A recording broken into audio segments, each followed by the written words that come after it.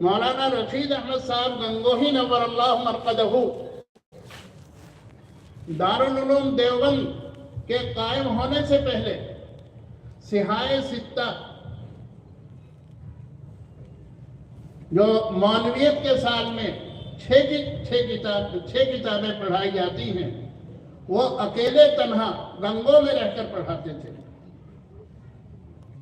ان کے یہاں بہت سے طلبہ بھی رہتے تھے. بعض طلبہ کا کھانا حضرت کوئی آدمی آتا تھا اور وہ کہتا تھا کہ کوئی طالب علم ہمارے یہاں کھانا لے آیا کرے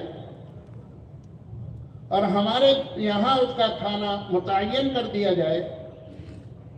تو ایک طالب علم کا کھانا حضرت گنگوہی نور اللہ مرقدہ نے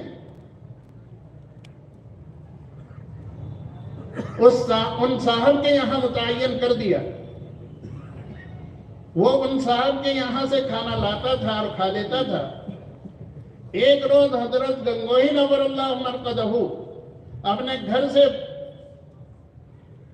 خانقاہ کے لیے تشریف لے جا رہے تھے. راستے میں دیکھا کہ وہ بچہ کھانا لا رہا ہے. حضرت نے معلوم کیا کہ تو کہاں سے کھانا لایا ہے. اس طرح تجھے ہاتھ پر رکھ کر اس نے کھانا دے دیا. اس نے بتلایا کہ میں فلاں کے یہاں سے کھانا لے کر آیا ہوں. اور وہ شخص حضرت کا رشتہ دار تھا, قریبی رشتہ دار تھا. حضرت نے فرمایا کہ آج تک تو اس کے یہاں سے کھانا لے آیا, لیکن شام سے کھانا میرے گھر سے لانا, اس کے یہاں مت جانا. محترم بزرگ اور دوستو, یہ پڑھنے اور پڑھانے والے یہ اللہ کے رسول کے مہمان ہیں. ان کی ہمیں قدر کرنی چاہیے. انہی کی وجہ سے ساتوں زمین اور آسمان قائم ہیں. چنانچہ وہ شام سے کھانا بجائے اس شخص کے یہاں سے لانے کے حضرت کے گھر سے لانے لگا. دو ایک وقت جب گزر گئے تو وہ شخص اس طالب علم سے ملا اور اس نے کہا کہ تو میرے یہاں سے کھانا لایا کرتا تھا, اب نہیں آ رہا ہے, اس کی وجہ کیا ہے؟ اس نے عرض کیا کہ حضرت نے مجھے منع کیا.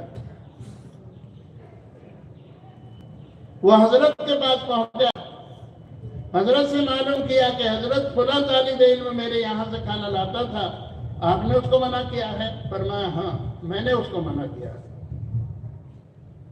کیا تم اپنے کسی ادنا سے مہمان کو اس طریقے سے کھانا دے سکتے ہو جس طرح تم نے اس طالب علم کو کھانا بے عزتی کے ساتھ دیا تھا؟ ہاتھ پر رکھ کر اس کو دے دیا.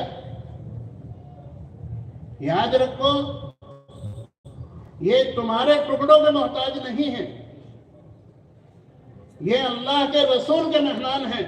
اللہ تبارک و تعالیٰ نے ان کی ذمہ داری خود اپنے ذمہ لے رکھی ہے.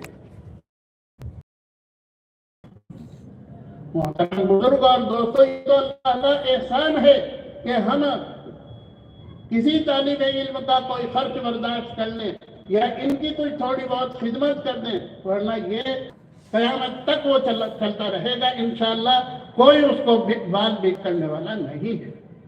ہماری ہی وجہ سے کچھ حالات الٹ پلٹ ہو جاتے ہیں. لیکن محترم بزرگ اور دوستو, جو صحیح کام کرنے والے ہیں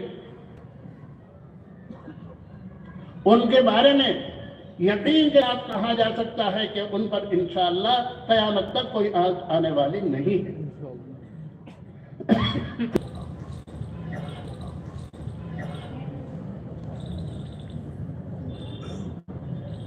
ان کی والدہ بھی مفتی تھی اور ان کی بیوی بھی مفتی تھی. حضرت مفتی محمود صاحب رحمۃ اللہ علیہ فرماتے تھے کہ ان کے پڑھنے والا ہونا چاہیے.